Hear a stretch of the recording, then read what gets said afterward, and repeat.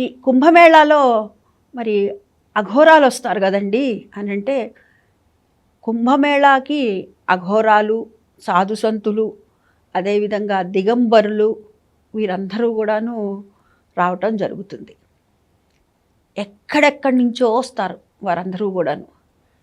ఈ అఘోరాలు కేవలము ఈ కుంభమేళాలో మాత్రమే కనపడతారు, మరలా మనకు కనిపించరు.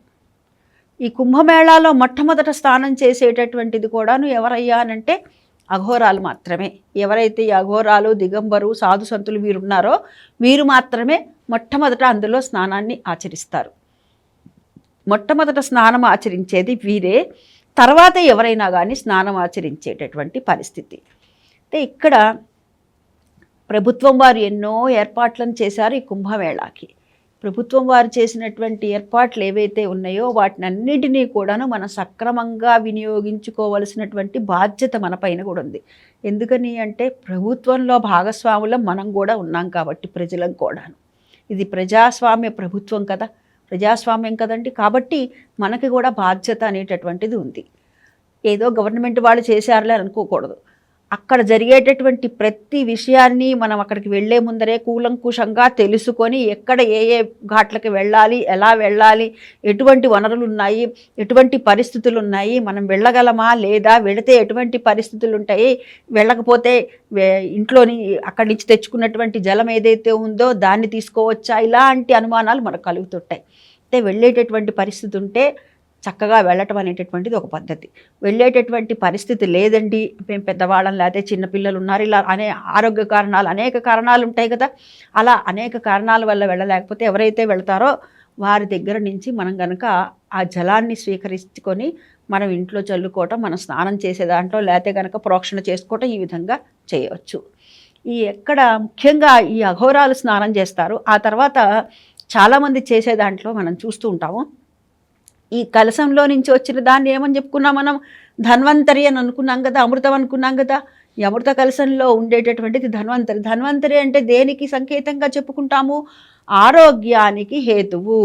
అందుకు గాను ఎవరికైనా సరే అనారోగ్య సమస్యలున్నా కానీ, అదేవిధంగా దీర్ఘకాలికమైనటువంటి నొప్పులు ఇలాంటివి ఉన్నప్పుడు వారందరూ కూడా అక్కడికి వెళ్ళి స్నానం చేస్తారనమాట. అప్పుడు అలా స్నానం చేయటం వల్ల అక్కడ ఎవరికైతే కనుక రోగాలు ఉన్నాయో అవన్నీ కూడా పోతాయి అనేటటువంటి నమ్మిక.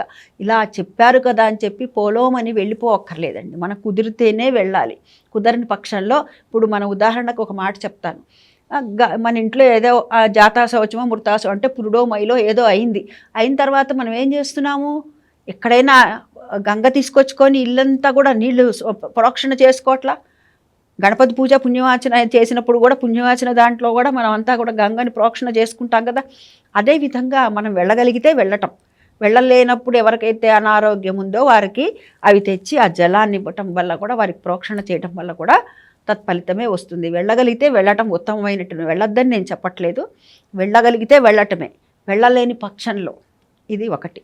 రెండోది, అక్కడ విపరీతమైనటువంటి ఎక్కడైతే కనుక జనాలు ఉంటారో అక్కడ ఏవైనా సరే మనం చూడండి, కాశీలో కావచ్చు, ఇంకో చోట కావచ్చు, ఎక్కడైనా కానీ ఒక వస్తువు ఏదైనా డిమాండ్ ఎక్కువ ఉందంటే కొనుగోలు చేసేటటువంటి వారు ఎక్కువ ఉంటే డిమాండ్ అనేటటువంటిది ఉంటుంది కదా.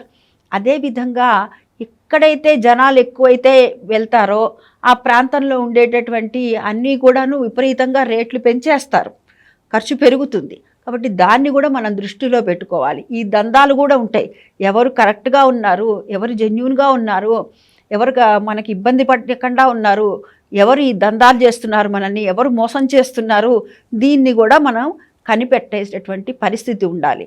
4 వైపులా చూసుకుంటూ వెళ్ళాలి. ఎందుకంటే 40 లక్షల మంది వస్తున్నారంటే సామాన్యమైనటువంటి విషయం అయితే కాదు కదా. కాబట్టి దాన్ని మనం దృష్టిలో పెట్టుకోవాలండి. ఇంకా ఇక్కడ వెళ్ళినటువంటి వారిని ఎవరైతే ఉంటారో వారందరూ కూడా ప్రతి విషయంలో వారు పెట్టుకునేటటువంటి వస్తువులు, సామాగ్రి, బట్టలే కాదు, వారు తీసుకునే ఆహారమే కాదు, ఉండేటటువంటి ప్రదేశాలే కాదు, నివసించేటటువంటి ఆ రూములే కావు, అన్నిటినీ గమనించుకోవాలి. గమనించుకొని జాగ్రత్తగా క్షేమంగా వెళ్ళి లాభంగా రావాలి.